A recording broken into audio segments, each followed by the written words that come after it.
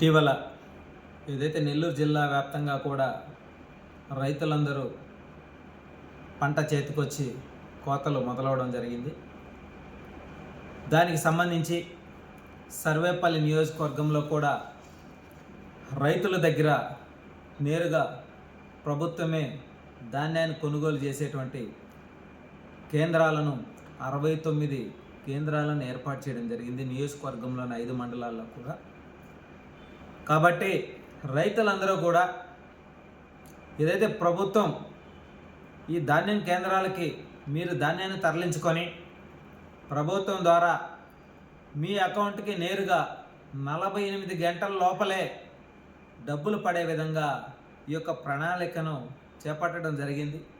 ఏదైతే పౌర సరఫరాల శాఖ మంత్రి నాదెండ్ల మనోహర్ గారు కూడా ఇటీవల చెప్పడం జరిగింది, మీరు రైతులు ఎవరో కూడా నష్టపోకూడదు, ఎందుకంటే దళారుల చేతికి అమ్మితే వాళ్ళు తూకం దగ్గర నుంచి మీకు డబ్బులు ఇచ్చే అనేక విధాలుగా మోసపోయేటువంటి పరిస్థితి.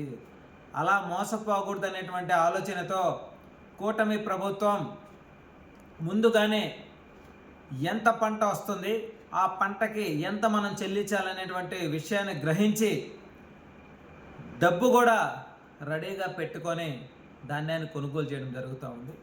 కాబట్టి సర్వేపల్లి నియోజకవర్గంలో ఉన్న ప్రతి రైతును కూడా చేతులు జోడించి నమస్కరించి నేను ఒకటే తెలియజేస్తా ఉన్నా, మీరు ధాన్యం కేంద్రాలకి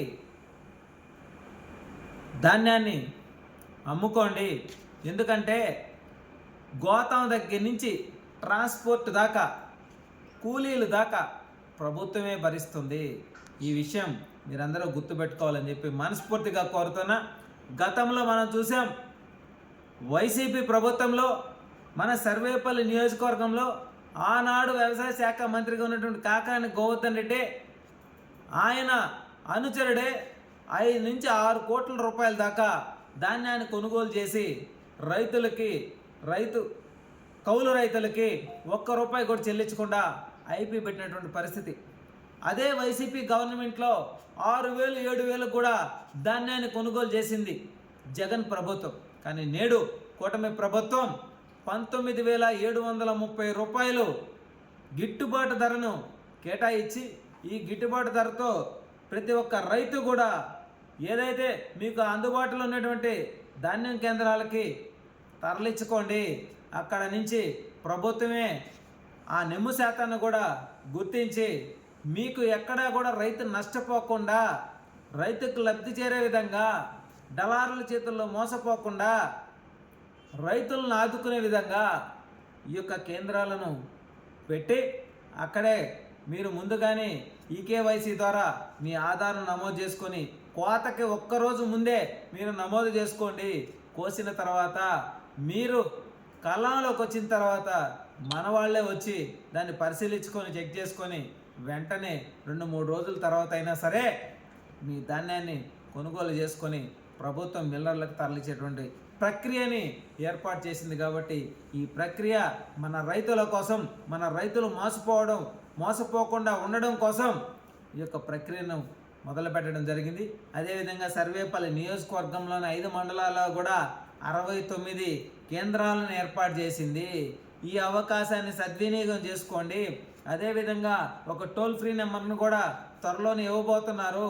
ఎందుకంటే మీకు ఎక్కడైనా సరే రైతులకు ఏదైనా ఇబ్బంది ఉన్నా, మీరు అక్కడికి వచ్చి కొనుగోలు చేయడంలో లేట్ ఉన్నా, మిల్లర్ దగ్గర లేట్ అవుతున్నా, ప్రతి ఒక్క విషయాన్ని కూడా మీరు మొబైల్ ద్వారా ఒక ఫోన్ కాల్ చేసి ఆ సమస్యను పరిష్కరించుకునే విధంగా మీరందరూ కూడా, రైతులందరూ కూడా ముందుకు వస్తారని చెప్పి మనస్ఫూర్తిగా కోరుకుంటున్నాం. ఎందుకంటే 6 కాలం కడుపు కట్టుకొని నారు పోసి నీరు పోసి కోతకు వేసి ధాన్యాన్ని గట్టు మీదకి తెచ్చుకున్న తర్వాత దానికి సరైనటువంటి ధర లేక, ధర ఉన్నప్పుడు దళారుల చేతిలో మోసపోతా ఎన్నో ఇబ్బందులు పడ్డారు.